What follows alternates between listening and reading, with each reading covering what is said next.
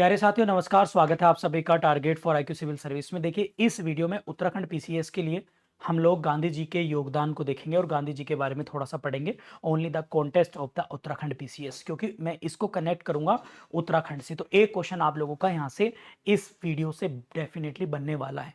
तो चलिए, गांधी जी ने उत्तराखंड की कुल यात्राएं कितनी करी थी? तो सबसे पहले आंसर है आप लोगों का, उत्तराखंड में 4 प्रमुख यात्राएं जो हैं वो की थी। इनका उद्देश्य क्या था?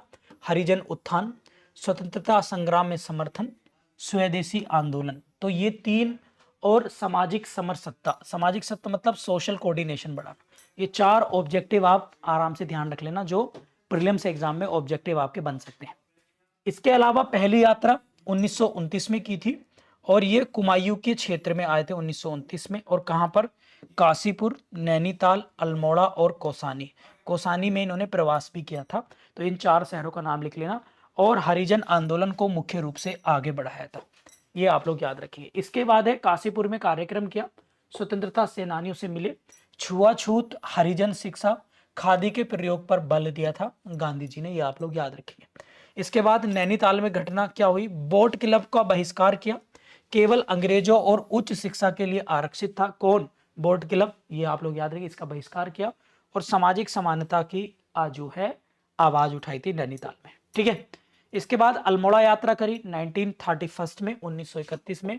गांधी इरविन समझौता भी 1931 में हुआ था बच्चों। हरिजन उत्थान के लिए सभा को संबोधित किया, काली कुमायूं परिषद का कार्यक्रम में हिस्सा लिया, बद्रीदत्त पांडे, गोविंद बल्लभ पंत जैसे नेताओं से मिले। अल्मोड़ा में प्रवास के दौरान कई स्थानीय आंदोलनों को समर्थन भी किया था, ये आप लोग याद रखिए। इसके बाद है कौसानी प्रवास। तो कौसानी प्रवास की बात करें, 12 दिन कौसानी में रहे, ये आप लोग याद रखेंगे। 12 दिन कौसानी में रहे, आप लोग याद रखेंगे। गीता प्रवचन, ठीक है, अनासक्ति योगा की रचना की। कौसानी को भारत का स्विट्जरलैंड भी कहा जाता है, और आज भी यहाँ गांधी आश्रम स्थित है कौसानी में, ये भी आप लोग याद रखेंगे, ठीक है। मुझे बताइए कौसानी कौन से डिस्ट्रिक्ट में, फटाफट से बताइए, उत्तराखंड का। इसके बाद है टिहरी रियासत के आंदोलन में गांधी जी ने समर्थन दिया। टिहरी रियासत में किसानों और जनसाधारण पर हो रहे उत्पीड़न के खिलाफ गांधी जी ने आवाज उठाई। लोकतांत्रिक अधिकारों के लिए स्थानीय स्वतंत्रता सेनानियों का समर्थन किया। इसके बाद है देहरादून यात्रा। देहरादून में स्वदेशी आंदोलन, हरिजन सेवा, अहिंसा के प्रचार के लिए सभाओं को संबोधित किया। उत्तराखंड में गांधी जी का प्रभाव क्या रहा बच्चों? गांधी जी ने स्वतंत्रता संग्राम की विचारधारा को आगे बढ़ाया, गहराई से उस विचारधारा को फैलाया। गांधी खादी आंदोलन को बढ़ावा मिला, छुआछूत उन्मूलन हुआ, हरिजन में उत्थान हुए, नई जागरूकता आई। गोविंद बल्लभ पंत, बद्रीदत्त पांडे नेताओं गांधी जी से प्रेरित होकर जन आंदोलन में सक्रिय हुए। तो ये था गांधी जी से रिलेटेड कुछ फैक्ट। साथ ही साथ गांधी जी से रिलेटेड कुछ फैक्ट आप लोगों को बता देता हूं बच्चों। गांधी जी के आंदोलन आपको बता देता हूं। 1917 में आपको पता है चंपारण सत्याग्रह हुआ था, 3 कठिया प्रणाली के विरोध में, बिहार के चंपारण में। 1918 में खेड़ा आंदोलन हुआ बच्चों गुजरात में।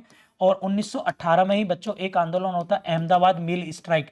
अहमदाबाद मिल स्ट्राइक हुई थी, और यहाँ पर भी फ्लैग के चक्कर में मिल मालिक जो है वो बोनस नहीं दे रहे थे। फिर इसके बाद है 1919 में आपको पता है खिलाफत आंदोलन हुआ था। खिलाफत आंदोलन, ये आप लोग याद रखेंगे। तुर्की में कमाल पाशा जो पद था उसको खत्म कर दिया था। तुर्की में जो खलीफा का पद होता है, तो भारत के मुसलमान, विश्व के मुसलमान और भारत के लोग अंग्रेजों के खिलाफ आ गए थे। 1920 में नॉन कोऑपरेशन मूवमेंट, असहयोग आंदोलन आप लोग याद रखेंगे। असहयोग आंदोलन आप लोग याद रखेंगे। और इसके बाद 1922 में अगर हम बात करें तो 1922 में असहयोग आंदोलन खत्म हुआ। 1930 में अगर देखें तो सविनय अवज्ञा आंदोलन आप लोग देखेंगे गांधी जी का। और 1940 में था व्यक्तिगत आंदोलन, इंडिविजुअल मूवमेंट जिसे हम लोग कहते हैं, इंडिविजुअल मूवमेंट। और 1942 में था भारत छोड़ो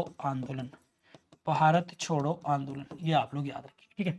तो ये सारे आंदोलन याद रखेंगे गांधी जी के, क्रोनोलॉजिकल ऑर्डर में आप लोगों को आ सकते हैं। वीडियोस आपको कैसी लगी प्लीज लाइक करिए, चैनल को सब्सक्राइब करिए और बेल आइकन प्रेस कर लीजिए, ताकि इस तरह की इंफॉर्मेटिव वीडियोस आप लोगों तक पहुंचती रहे। Thank you.